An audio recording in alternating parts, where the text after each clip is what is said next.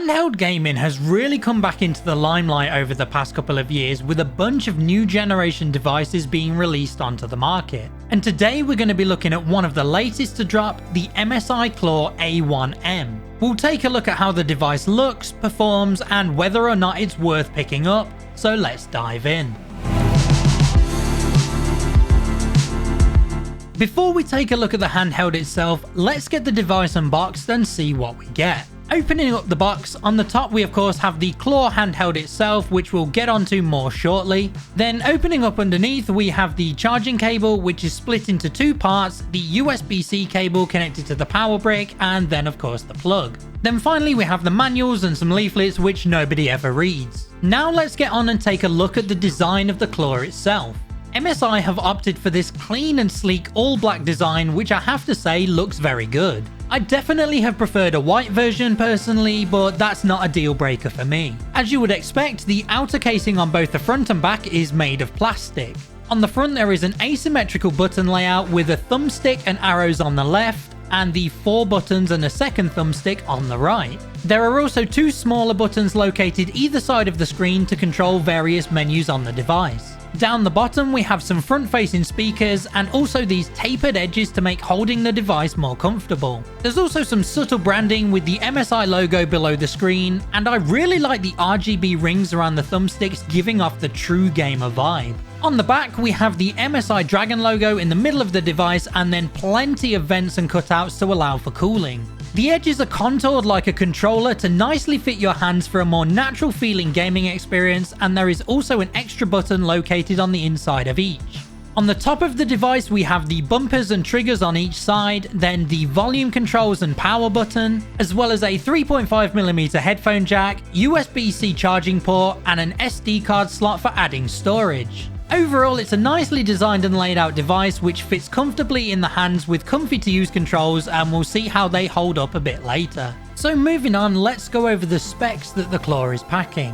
Whereas many handhelds have gone with AMD processors, the Claw instead utilizes an Intel Core Ultra CPU, with the lowest end version packing an Intel Core Ultra 5 135H processor. Then there are 2 upgraded versions, including the one I'm using, which features an Intel Core Ultra 7 155H processor. This packs 16 cores as well as Intel's AI boost to generate greater performance. It's also packing Intel Arc graphics and Xe super sampling, which is their version of AI enhanced upscaling similar to Nvidia DLSS and AMD FSR to get the best FPS without sacrificing graphics. On top of that, we also have 16GB of LPDDR5 6400 RAM, a 1TB M.2 SSD for storage, and of course there is the SD card slot as well in case you want to add any extra for storing games locally on the device. For the display, the Claw features a 7-inch Full HD 1080p screen with a 16:9 aspect ratio, 120Hz refresh rate, and an IPS display. It's also fully touchscreen, so you're able to either use the gamepad controls or screen depending on which you prefer for certain tasks. It has a glossy finish, which is fine in low light ambient situations indoors, but will make it a bit harder to see if you're outdoors, and will also reflect direct light sources, so factor that in when using the device in different locations. The screen itself looks very nice with great brightness levels and vivid and accurate looking colors, which look great whether you're gaming, scrolling the menus, or watching media. So to fully test the capabilities of the Claw, I tested a bunch of different games to see how they performed. There have been a lot of early reviews about the gaming performance of this device, and before we get into my findings, I will mention that prior to filming this review, MSI released a new BIOS update along with Intel releasing new Arc graphics drivers, which both promise a significant step up in performance. And for the majority of the games I played, the gameplay was pretty smooth. There was no real stuttering or freezing in game, and everything ran pretty nicely. Most of the games I played were running around mid settings, but sometimes I did push them a bit higher to see how the Claw would cope, and I also had Intel Xe SS enabled in all of the games that supported it. As you can see, in terms of FPS, Forza Horizon 5 running in high settings was getting around the mid to high 50s. Cyberpunk 2077 running mid settings was averaging around the mid 30s and did have the occasional stutter. Fortnite running medium settings managed around mid to high 40s. On Starfield, also running medium settings, I was getting around the high 20s. And finally, Minecraft was able to average around the low 40s. The main point here is that the games run smoothly enough for me to enjoy the experience while still looking great in terms of graphics and visuals. As with any handheld, game compatibility is very important. With the Claw being a Windows 11 device, you can play any games on here that you would be able to play on your PC.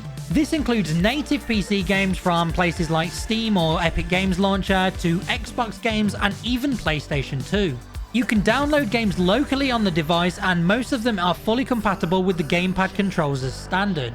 One exception I found was Minecraft Java Edition, which does not work, so if you normally play that version, you would have to switch to the Windows Edition instead. You can also play PlayStation games on here as well using the PlayStation Plus app, which gives you access to a limited library of games, but this is for streaming games rather than playing locally, so you will need an internet connection and a subscription. If you want, you can also use Remote Play on here, however the gamepad controls are not supported by the official PS Remote Play app, so you would still need to connect a controller to the device via USB-C, which kind of defeats the purpose of a handheld. Now, I spent a good amount of time playing games on here, and I must say, it's a pleasantly comfortable device to use. As I mentioned previously, the grips have been designed to mimic those of a controller to make it feel more natural in the hands, and after some long periods of gaming, it's still very nice to use. The controls are also laid out in a way that makes them easy to use without any discomfort and is an overall pleasant experience. One thing I did note was that the bumpers do only click in on the outer side, so if you're someone who likes to rest their finger across the entire bumper and press down the whole button, that isn't possible on here. For some people, this won't be a big issue, but it depends entirely on how you would normally use these and is down to personal preference, but that wasn't enough to ruin my overall experience of playing on the Claw. The menu system on here is pretty simple to navigate and can make it nice and easy to launch games. By pressing the lower of the two buttons next to the screen, you can bring up MSI Center M, which is a hub for all your game launchers, games and settings. In here you can cycle through a selection of the games in your library and launch into them. Above the games you also have the launchers as well if you do just want to open those instead. Along the bottom are a bunch of other options, including user scenario where you can switch performance levels based on your needs, control mode to switch between gamepad and desktop modes, quick settings editor, Bluetooth, Wi-Fi, and then settings, where you can also play around with Mystic Light RGB controls, noise cancellation, software updates, and more. Then you also have the quick settings menu, which can be opened with the lower button to the right of the screen, which is a quick way to access some of these setting options rather than opening MSI Center M. Now, one area that definitely impressed me with the MSI Claw is the audio quality. This can be pretty hit and miss in handheld devices as there isn't a huge amount of room to pack high quality speakers. But actually, the Claw excels in this area. The speakers are nice and loud and produce a nice full sound profile, which is certainly more than good enough in a handheld. I've tried a couple of other handheld gaming devices in the past year, and I must say the Claw has the best sounding speakers of them all. Definitely a big plus in my book. In terms of battery life, the Claw packs a 53 watt-hour battery, which is a fairly sizable one compared to other devices on the market. But when putting it through rigorous gaming sessions, how long does it actually last? Well, I did find myself having to charge the device more often than I was expecting. MSI claim a 2-hour battery life while gaming, however when using it myself, I found this was closer to around 90 minutes before having to connect the power supply. One thing I will say though, once connected, the battery does charge back up nice and quickly. I found within an hour of charging, the Claw was back up to around 70% even while still using it. Now of course, with this being a Windows device, you can do a lot more on it than just gaming. You can download any apps that you'd be able to on a normal PC, enjoy various media like Netflix, Disney Plus, and Spotify. You can browse the web and basically do anything a PC or laptop could, as this is essentially just a handheld PC.